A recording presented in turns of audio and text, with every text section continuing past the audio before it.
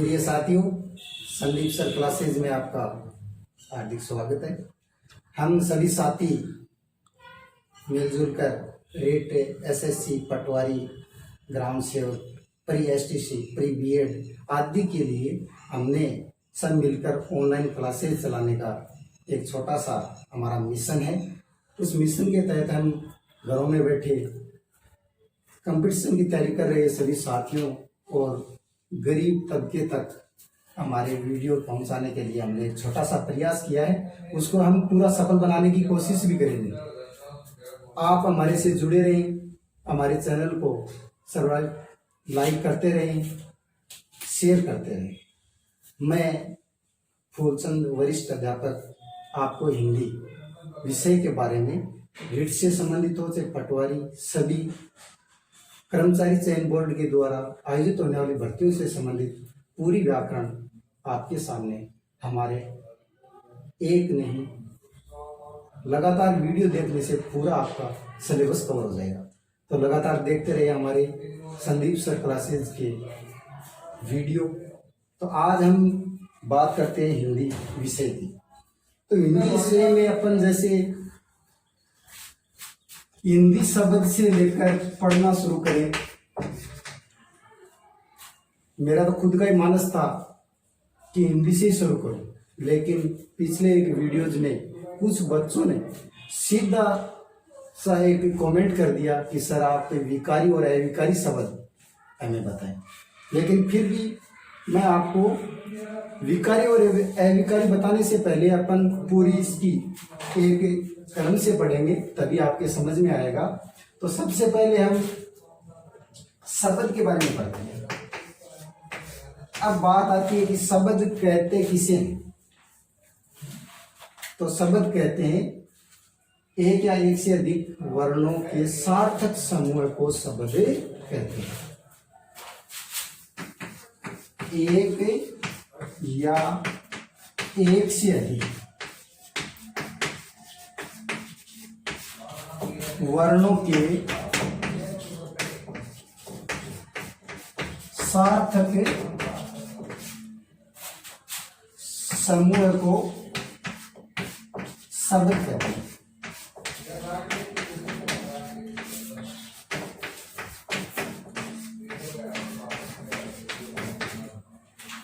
समझे इस बात को, एक या एक से अधिक वर्णों के सार्थक समूह को शब्द कहते हैं। अब एक बात आती है कि वर्ण, आखिर वर्ण होता क्या है। अपने को सबसे पहले इसमें वर्ण विचार पढ़ना चाहिए था, लेकिन वर्ण विचार की एक ऐसी थ्योरी है जो बच्चों को सोचा कि शुरू में बताएंगे तो इनके याददाश्त जहन में नहीं रहेगी। तो आपको ये टॉपिक लास्ट में रखा गया है। जरूर आपके कमेंट में आपकी अति आवश्यकता होगी तो इससे पहले भी बताया जाएगा। वर्ण क्या होता है, शब्द क्या होता है, ध्वनि क्या होती है, पद क्या होता है, वाक्य क्या होता है। तो ये सब स्टेप अपन वर्ण विचार में पूरी करेंगे, ठीक है। तो अपन आगे इसके बारे में पढ़ते हैं कि शब्द रूप के आधार पर कितने प्रकार के होते हैं। शब्द रूप के आधार पर कितने प्रकार के होते हैं।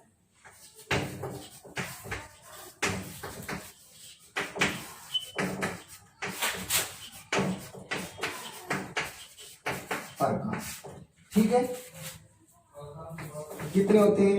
एक तो होता है व्युत्पत्ति के आधार पर, किसके आधार पर, व्युत्पत्ति के आधार पर। दूसरा होता है उत्पत्ति के आधार पर, किसके आधार पर होता है, उत्पत्ति। इसका एक और भी नाम है, इसको अपन इतिहास, स्रोत, स्रोत के आधार पर भी अपन नाम दे सकते हैं, उत्पत्ति, इतिहास और स्रोत। 3 नंबर पर आता है प्रयोग के आधार, प्रयोग के आधार पर। चौथा आता है अर्थ के आधार पर।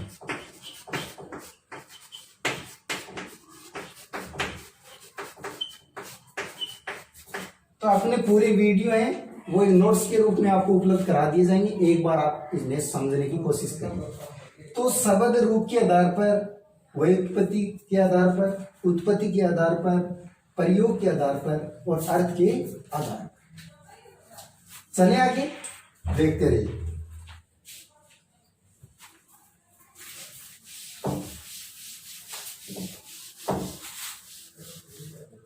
तो व्युत्पत्ति पहला पॉइंट अपना,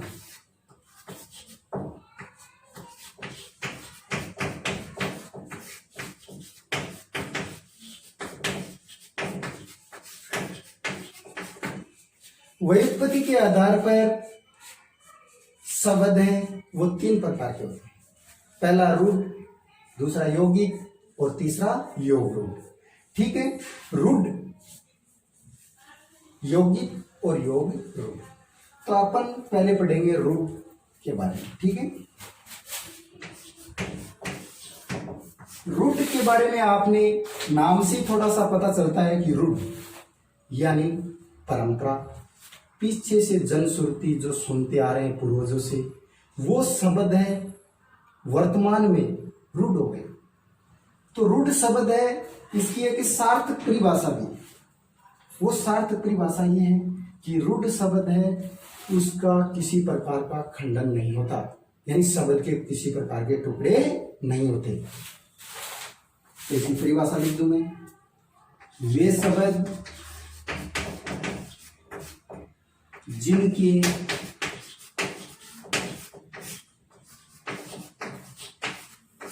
खंड नहीं होते,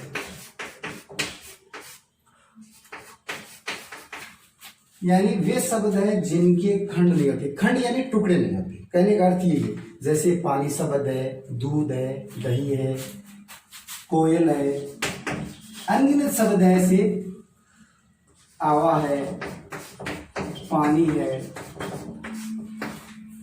ऐसे शब्द हैं इनके टुकड़े नहीं होते हैं। रूढ़ शब्द वे कहलाते हैं जिनके खंड या टुकड़े नहीं होते हैं, वे रूढ़ शब्द कहलाते हैं। जैसे पानी, हवा और कोयल है,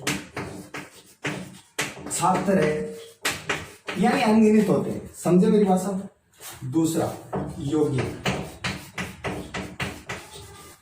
यौगिक का अपने आप में अर्थ समाहित है इसके अंदर। योग यानी दो से मिलकर बना, योग एक तो इसमें पढ़ते हैं। योग का अर्थ होता है जोड़ना, दो शब्दों को जोड़ना, यानी यौगिक। यौगिक वे शब्द होते हैं, रूट भी हो सकते हैं दोनों शब्द, कोई बड़ी बात नहीं है, लेकिन ये क्या होते हैं, इसके खंड होते हैं। रूट में तो क्या होते हैं, इसके खंड नहीं होते हैं, लेकिन यौगिक में टुकड़े हो सकते हैं। तो इसकी परिभाषा देखिए, वे शब्द जो दो शब्दों से मिलकर बनते हैं, दो शब्दों से मिलकर बनते हैं। किस प्रकार, इसमें आप एक बात ध्यान में रखना कि यौगिक शब्द हैं वो ज्यादातर जैसे दीर्घ संधि के उदाहरण भी होते हैं।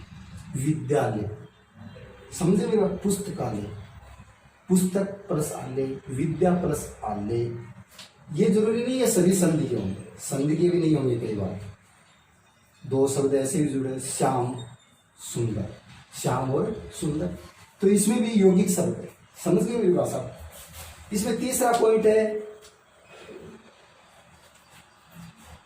तीसरा देखिए इसमें योग रूढ़, इसमें योग रूढ़ यानी यौगिक भी होगा, तो इसकी एक अलग पहचान है।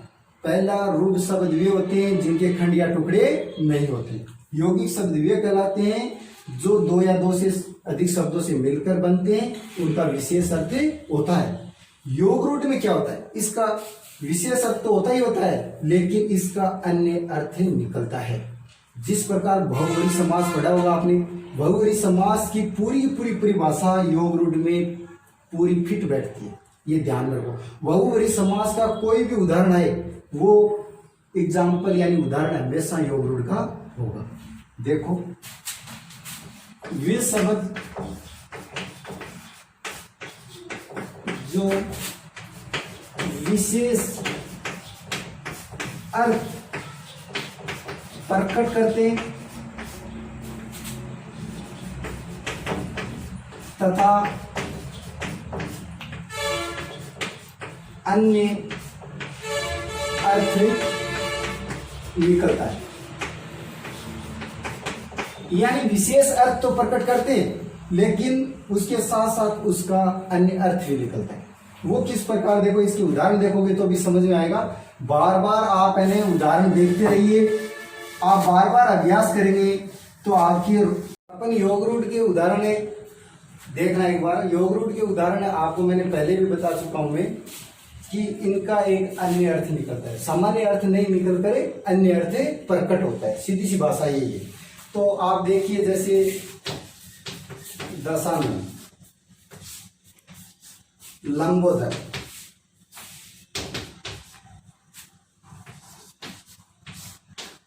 आपको पता ही है दशानन यानी 10 है जिसके आनन, आनन का अर्थ होता है मुख। 10 मुख वाला कौन है आप सभी को पता है, राम। यानी एक अन्य अर्थ प्रकट इसका हो रहा है। लंबा है उदर जिसका, कौन हो सकता है? सर्वप्रथम जिसकी अपन वंदना करते हैं वही गणेश। तो कहने का अर्थ यही है कि आप बहुबरी समास है उसको अपन सभी पढ़ेंगे तब ये बात अपनी उदाहरण इसके और आपके सामने आते जाएंगे। तो मैं आपको एक छोटी सी बात और बताता हूँ, एक बार और इसका रिवाइज कर लेते हैं थोड़ी सी देर में। रूढ़ शब्द वे होते हैं जिसका खंडन या टुकड़े नहीं होते। यौगिक शब्द वे होते हैं जो 2 या 2 से अधिक शब्दों से मिलकर बनते हैं। रूढ़ शब्द वे होते हैं जिसका सामान्य अर्थ नहीं निकलकर कोई अन्य अर्थ प्रकट होता है। धन्यवाद। तो हमारे नोट्स के लिए इस वीडियो को पोस्ट करते रहिए और संदीप सर की क्लास लगातार देखते रहिए। धन्यवाद।